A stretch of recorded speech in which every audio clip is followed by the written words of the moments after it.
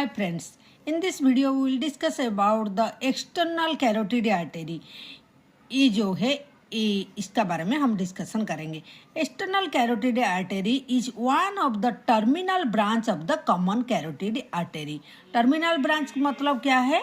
मतलब जो जाके आगे जाके एंड हो जाता है और किसी के साथ में कनेक्ट नहीं होता है, वो अपने आप जाके फिर टर्मिनेट हो जाता है.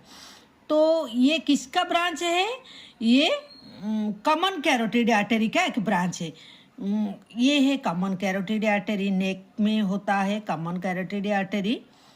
इसका दो ब्रांच होता है. एक होता है इंटरनल कैरोटिड आर्टरी और इंटरनल कैरोटिड आर्टरी का anteriorly external carotid artery present होता है. ये जो ब्रांच दिखता है, ठीक है. In general it lies anterior to the internal carotid artery. जो अभी अभी हम बोला इंटरनल कैरोटिड आर्टरी का एंटेरियरली मतलब आगे का तरफ ये प्रेजेंट होता है.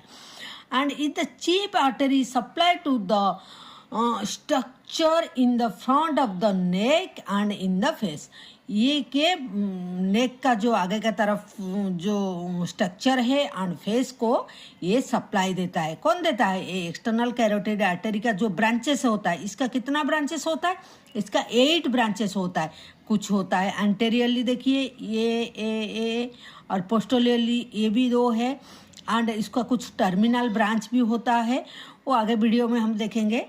तो जो है मेनली फेस कुछ नेक का फ्रंट का तरफ मतलब नेक का फ्रंट का तरफ एंड फेस को सप्लाई देता है. तो क्या देखें हम? ये common carotid artery. Common carotid artery का 2 मेन ब्रांच है. इंटरनल कैरोटिड आर्टरी ये है, एक्सटर्नल कैरोटिड आर्टरी ये है. एक्सटर्नल कैरोटिड आर्टरी आगे जाके फिर 8 ब्रांचेस देता है. कुछ एंटेरियरली देता है, कुछ पोस्टीरियरली देता है, कुछ टर्मिनल ब्रांचेस भी 2 देता है. Thank you.